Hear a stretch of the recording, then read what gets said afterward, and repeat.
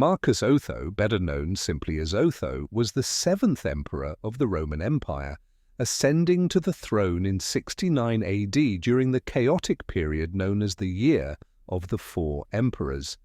His reign, though brief, marked a significant moment in the empire's history as it followed the violent and turbulent end of the Julio-Claudian dynasty and the rise of several competing claimants to imperial power.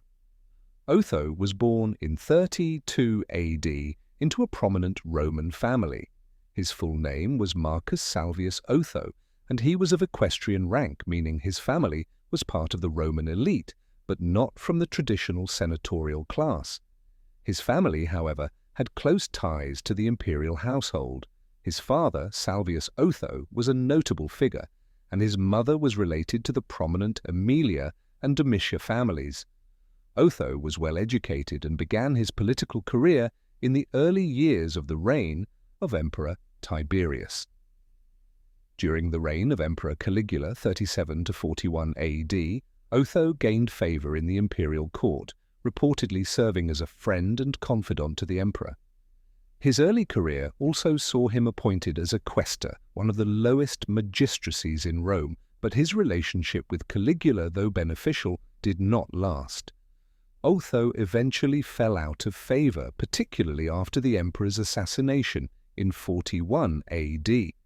Under Emperor Claudius, Otho continued his political career, but it was during the reign of Nero, 54 to 68 AD, that his fortunes changed. Otho's personal life became entangled with the imperial family when he was appointed as the governor of Lusitania, modern-day Portugal. He also had a close, albeit complicated, relationship with Nero. According to historical sources, Otho was initially married to Poppaea Sabina, who was later the mistress of Nero and eventually became his wife. The relationship between Otho and Nero deteriorated particularly after Poppaea's death in 65 AD, which was reportedly at Nero's command. The death of Nero in 68 AD marked the beginning of the civil war known as the Year of the Four Emperors, a period of instability in the Roman Empire when four men, Galba, Otho, Vitellius, and Vespasian, fought for control of the throne. The empire had been in turmoil since Nero's death, with no clear successor and widespread dissatisfaction with the ruling elites. Initially, Otho supported the Emperor Galba, who had seized power after Nero's death. However, tensions between Otho and Galba soon emerged. Otho, sensing an opportunity for power, began to plot against the new emperor. Galba's increasingly unpopular rule, his harsh treatment of the Praetorian Guard, the elite soldiers who protected the emperor, and his failure to fulfill promises made to the army created widespread dissatisfaction. Otho's supporters, including many soldiers, turned against Galba, and on January 15, 69 AD, Otho orchestrated a coup with the help of the Praetorian Guard. Galba was assassinated, and Otho became emperor. Otho's reign, however, was to be short-lived. Upon assuming the throne, he was confronted with immediate challenges. First and foremost was the challenge posed by Aulus Vitellius, the governor of Lower Germany, who had been declared emperor by his own army. Vitellius's forces were advancing towards Rome, and Otho had no choice but to face them in battle. The two armies met at the Battle of Bedriacum, April 14, 69 AD. Despite initial optimism, Otho's forces were defeated, and he was forced to retreat. The defeat marked the beginning of Otho's downfall as his position became increasingly untenable. Otho, who had initially been supported by the Praetorian Guard and much of the Roman military, faced growing dissatisfaction from his soldiers who were demoralized by the defeat. Otho, aware that he had lost the support of the army and recognizing the inevitability of Vitellius's victory, took a drastic and tragic decision. On April 16, 69 AD, only 3 months into his reign, Otho committed suicide.